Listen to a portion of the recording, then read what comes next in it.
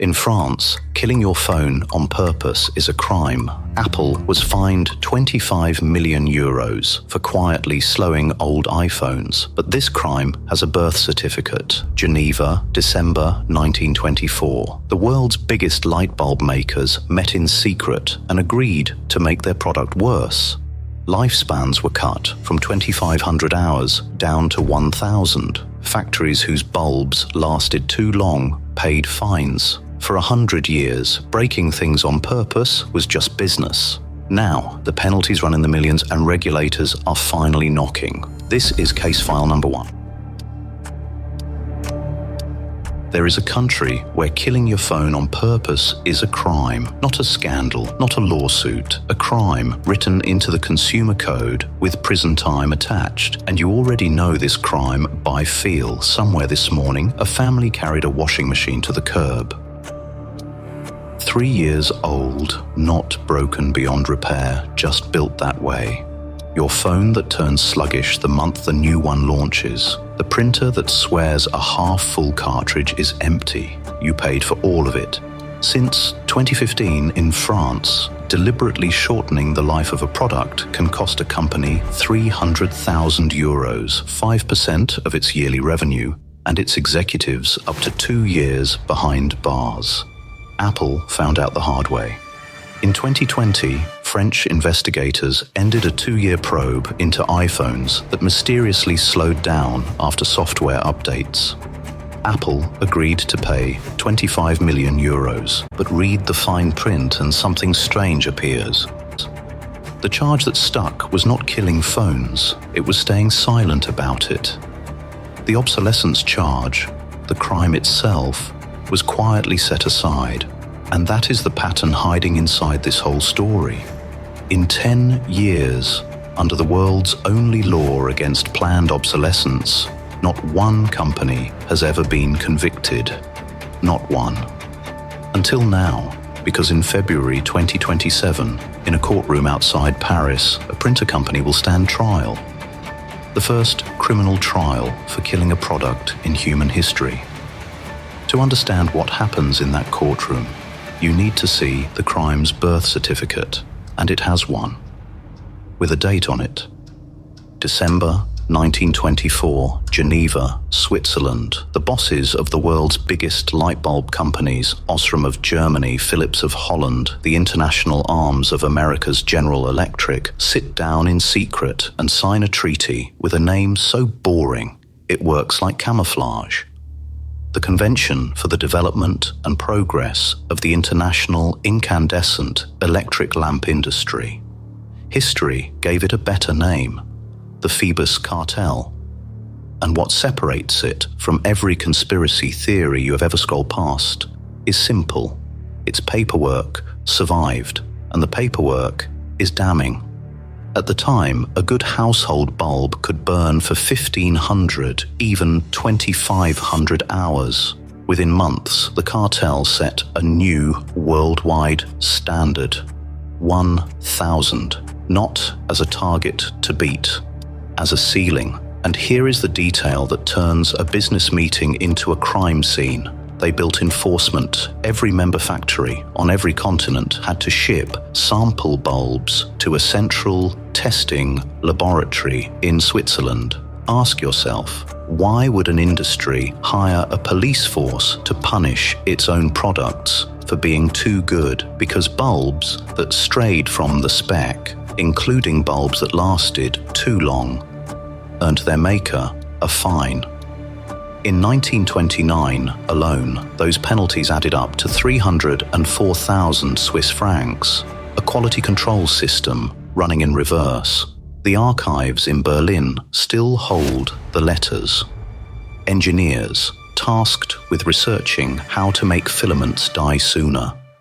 The head of Philips himself warned against sinking back into the mire of lamps with, quote, a very prolonged life. One General Electric memo proposed redesigning flashlight bulbs to burn out faster, so a bulb would survive 1 battery instead of 3, and you would buy more of both. Think about what that means. Making things fail on schedule is harder than making them last. They had to spend research money to engineer failure, and it worked. The average life of a standard bulb fell from 1,800 hours to 1,200 in under a decade. When a Japanese member shortened its bulb's lives, its sales multiplied roughly 5 times. Now, an honest interruption, because there is a defense, and it is not stupid. A shorter-lived filament can burn brighter and more efficiently. That is real physics. A British government commission said as much in 1951, and the argument still circulates today. If the cartel had simply chosen 1,000 hours as an engineering sweet spot, this would be a story about trade-offs.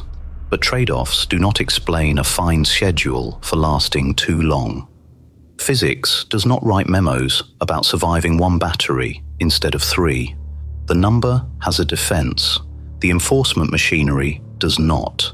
The American judge who finally examined it put it plainly. The trade-off was real, and the reason the lifespans were set where they were was profit.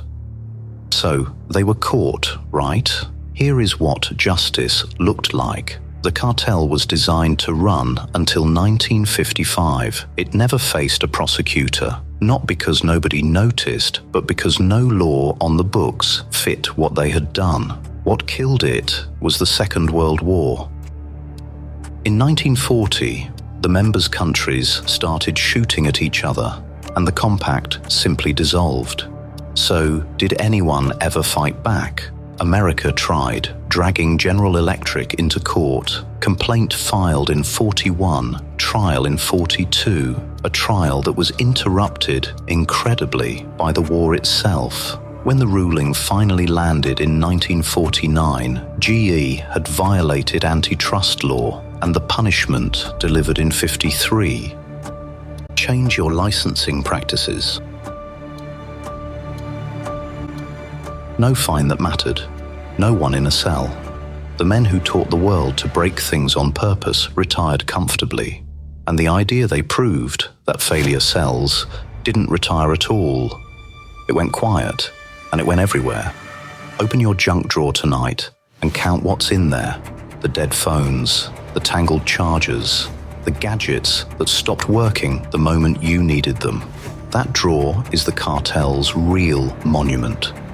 Printer cartridges that declare themselves empty, batteries sealed behind glue, software updates that make yesterday's machine feel old. For 70 years, the bulb maker's insight quietly ran the economy of everything you own. And here is the astonishing part. No law on earth even had a name for it. Then, in 2015, France did what no country had ever dared. It gave the crime a name. Article 99 of the Energy Transition Law creates a brand new offence, obsolescence programmée. Deliberately shortening a product's life becomes a crime. For the first time anywhere on Earth, a product dying on schedule could put an executive in a cell. But could anyone actually prove it? A tiny watchdog group called HOP, in English, Stop Planned Obsolescence, starts filing complaints like it's hunting season. Their first target in 2017, Epson, accused of making cartridges declare themselves dead while ink still sat in the tank. Then Apple, for the iPhone slowdowns. But why would regulators across Europe suddenly care about printers? Because Italy joined in too, fining both Apple and Samsung millions for updates that crippled older devices. Which means this was never just a French obsession. The pressure works. Almost. Apple pays its 25 million. But prosecutors settle on the deception charge and the obsolescence count evaporates. The crime exists on paper. In court, it keeps shrinking into something smaller. France even had to amend the law in 2021 because the original version was nearly impossible to prove, which brings us back to the printer company and the question no court on earth has ever answered: can you prove a machine was built to die? For For 8 years, longer than most murder investigations, French prosecutors kept building the Epson file, but this time nobody settled. This year, prosecutors formally summoned Epson to stand trial for planned obsolescence itself, the full charge. They're finding, in the prosecutor's own words, techniques deliberately designed to reduce the lifespan of a product in order to increase its replacement rate. The first procedural hearing happened this July. The trial on the merits opens February 25th, 2027 at Nanterre. Epson denies wrongdoing and it is presumed innocent. That is exactly what the trial is for. But understand what is on the table. If the court convicts, then for the first time in 100 years, the thing the bulb cartel invented stops being a business model with a bad reputation and becomes a crime with a conviction attached. A precedent every regulator in Europe can pick up and swing. So why is all of this erupting now, a century after Geneva? Because the walls are closing in from every direction at once. In America, John Deere, sued by farmers who were locked out of repairing tractors they owned outright, agreed this spring to a $99 million settlement and has since settled with the FTC itself, handing farmers a 10-year right to repair.